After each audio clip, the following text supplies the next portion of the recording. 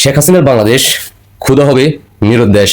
ইতিমধ্যে আপনারা সবাই অবগত আছেন, সেই 5 আগস্টের পর থেকে ডক্টর সুদি ইউনূস প্রায় 2 বছর দেশ পরিচালনা করছে, কিন্তু মাননীয় প্রধানমন্ত্রী শেখ হাসিনা গরিব অসহায় মানুষের জন্য যে চালগুলো মজুত করে রেখেছে সেগুলো আমরা প্রায় সময় দেখতাম বিভিন্ন মিডিয়ার মাধ্যমে দেখতে পারতাম। তারা মাননীয় প্রধানমন্ত্রী শেখ হাসিনার নামটা তারা মুছে দিয়ে তার পরবর্তীতে সেটা বন্টন করতো।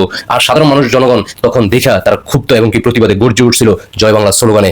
অনেক জায়গায় আপনারা জানেন, ব্রাহ্মণবাড়িতে একটা ঘটনা ঘটছিল, সেখানে টিউ সেখান থেকে চলে যেতে বাধ্য হয়েছিল যখন জয় বাংলা স্লোগানে শেখ হাসিনার নামে যখন স্লোগান দেওয়া হয়। আর এখন বর্তমানে 2 বছর শেষ, বর্তমানে আমাদের প্রধানমন্ত্রী তারেক রহমান তিনিও কিন্তু এখন দায়িত্ব পরিচালনা করতেছে। এখন পর্যন্ত বাংলাদেশের সাধারণ জনগণের জন্য যে মাননীয় প্রধানমন্ত্রী শেখ হাসিনা যে খাবার মজুত করে রেখেছে সেটা এখন পর্যন্ত শেষ হয় নাই। এতে আপনারা কি বুঝলেন?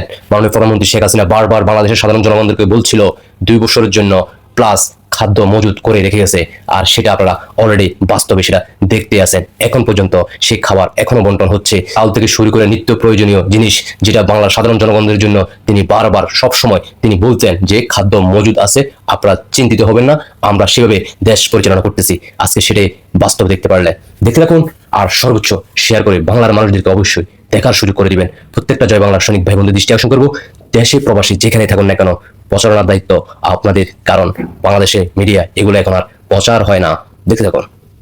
আজকে কত তারিখ না? আজকে 8 তারিখ, 8/6/2026।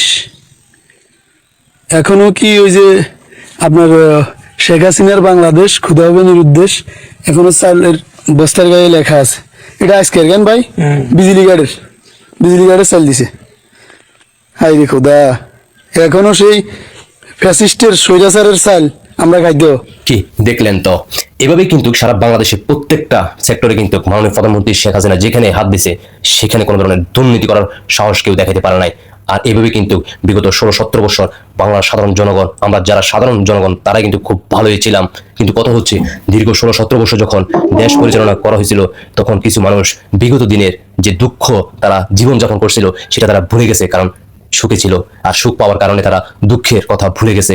আর এই জন্যই কিন্তু তাদের প্রলোভনে যারা জুলাই আন্দোলনে দেশদ্রোহী যারা আমেরিকা পাকিস্তানের তাদের পরামর্শে বাংলার সাধারণ জনগণদেরকে ভুলভাল বুঝিয়ে অনলাইন সোশ্যাল মিডিয়াতে তারা গুজব ছড়িয়ে পরবর্তীতে জুলাই আন্দোলন করে 5 আগস্ট ঘটায়। আর পরবর্তীতে তারা সেই সুযোগ নিতে পারে বাংলাদেশের ভূখণ্ড থেকে শুরু করা বাংলাদেশের সাধারণ জনগণের নিরাপত্তা থেকে শুরু করা প্রত্যেকটা সেক্টরে তারা ধ্বংস করে দিতে সক্ষম হয়। এখনো সময় আছে, আপনারা যারা এখনো ঘুমিয়ে আছেন আর কত ঘুমিয়ে থাকবেন? বাংলার মানুষকে জাগ্রত করুন, প্রতিবাদে গর্জে উঠুন, দেশকে রক্ষা করুন। আপনি হয়তোবা সেই সুফল ভোগ করতে পারবেন না, কিন্তু আপনার সন্তান, আপনার ভবিষ্যৎ প্রজন্ম অবশ্যই সেটা সুফল পাবে। আশা করি বুঝতে পারছেন। সবাইকে ধন্যবাদ।